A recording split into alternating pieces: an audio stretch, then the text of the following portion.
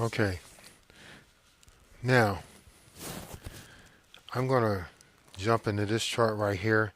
What I've done right now is basically the next subject that I want to cover is talking about volumes. And what I'm going to do is I went because there's some more indicators that I need to talk to you about. Unfortunately, the free platform only allows you to have up to three indicators, and we're going into, well, actually, it's four indicators, but we're now getting ready to go into indicator number five, which is the volume. And I opened up my chart, and as you can see, that this particular chart, I just want you to get examples prior to what we seen earlier, where a lot of the information was, as you can see, it's pretty much all on one chart, right? And I'm going to click right here first so that you may be able to see what I'm looking at. And let's see if I can completely open this up. Okay, so what we see here is what is called volume, and that's the green and red down low. Volume is important, right? And we haven't got to this particular indicator right here. This is what is called a Bollinger Band. I don't want to take it off because these are advanced. These are charts that I've worked on, and I just wanted you to be able to see a few more. Let's just go to this one. It might show better. I just wanted you to see a few more indicators, and in order to get the other indicators that we're going to talk about, it is possible that you have to pay for at least one of the plans. It could be the cheapest plan, I believe, is $14 a month. It'll give you more, but I would go with, I believe it's the Pro, which is like maybe $29 a month, and it will give you up to 10 indicators. So right now you're getting you can do a free 30-day trial that'll give you enough room so that you will be able to place those indicators on the chart as we speak about what we need to be done. Okay? So, um, as we go and sort of look at what's going on here, I want to put this in the day so we can get a better idea. Okay, so then I probably I want to see if I can blow this up, but what I'm trying to do here is prevent myself from having to go to one single chart. But however, I may have to do just that. So let's just do that. Let's just go to one chart. Okay, so here we are with one chart, and we're going to go to a day, and we're going to bring it up to year to date. Okay, so we have the RSI, we still have the stochastic, um, the, we have the Mach D, moving average, conversion, diversion. We also have right here what it appears to be the,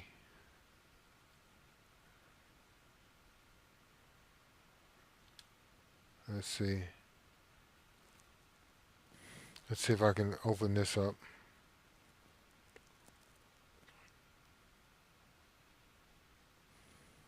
Okay, so we have the volume right here, right? Now, the volume is important because it shows the amount of people that's in the market. Um, it's important to know the amount of people in the market um, because one thing I talked about in my introduction, one and two, is about what this strategy contains. In order for it to work, it needs three things.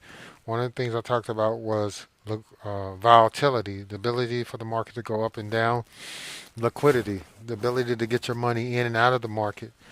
For instance, we talked about the setups that we were looking at earlier, we were looking at setups, and we were looking at setups that were lining up. And when those setups line up, you want to be able to get your money out of a setup that's not working, that you've been waiting too long to happen and it hasn't happened yet. Take that money and put it in a setup. So what we're seeing here is volume. And volume can mean, like for instance, this bar right here could be 1 billion people in this market. You need at least 2 to 3, 40, 50 million people, because that's going to create what is called volatility, liquidity, the ability to get your money in and out of the market. All right. So we need the market going up and down. We need liquidity, right? And we need a amount of people in the market to make this happen, right? So that creates all the momentum. That creates all, the what helps your chart and your strategy work. So there's some more movement. There's some more what is called indicators, and I'm gonna get rid of this one in general. This is Bollinger Bands, and I'm gonna remove it because it's a part of advance, not a part of what is called yeah. So I just removed all that. Now I will go over to our favorites, and let's see. No, that's not it. Our favorites is right here, and we want to put volume back on here. So now we have volume, right? And we can see volume when we can see um, you know, the the momentum. It also helps when we're looking at indicators that are overbought and oversold, right? Let's do this right quick. Let's just put this back. I'm gonna put it back, right? And I'm gonna open up this chart because this is where we at, right? Now what you see right here is um, the ability to see the market is overbought and oversold. For instance, when we're looking up here and we see in the market, volume can help us determine and tell that whether this market is overbought. Because, for instance, you see the volume, it looks like it's overbought. You see the volume of people at this point. There's a lot of people in this market, pushing this market, buying this market, right? But as you come here, the market it starts to come down. So while this is up, showing it's overbought, right, or oversold. I'm sorry.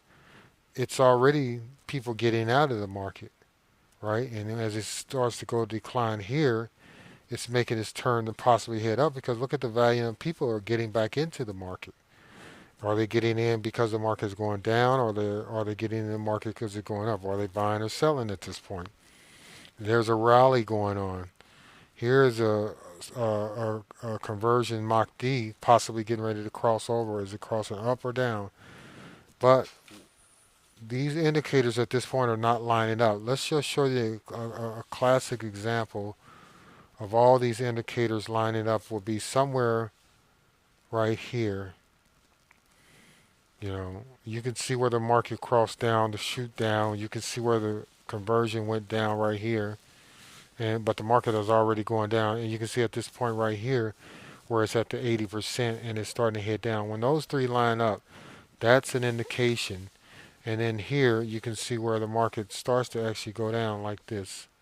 Okay, but I'm not going to talk about this little puppy right here. I will tell you a little bit about this. Is called the Bollinger Band.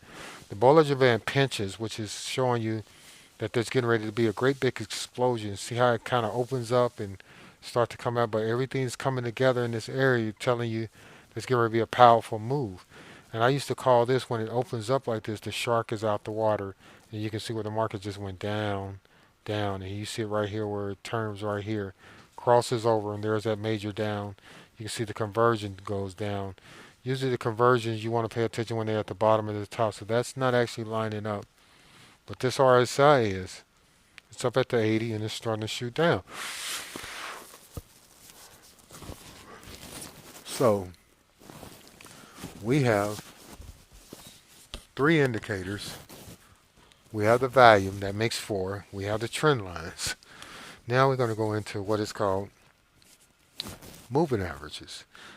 But one more thing about volumes that we can see, like we take for instance this right here. This is very many people in this market, right? One thing sometimes a value can help out when it comes to dealing with understanding that there may be possibly banks involved when you see there's not a lot of people in this market, but yet and still the market is shooting up. Like right here, if I can blow this up and you can see it a little bit more, you can tell right here that the market just shot up, but look, it's very less people. So it could be banks buying out right here to make this market come up. And then people are getting in the market, rallying in just to sell it off so that it goes down. So I would have needed to be in this market, seeing this about to happen where that the market was getting ready to shoot up, or I need to be right here.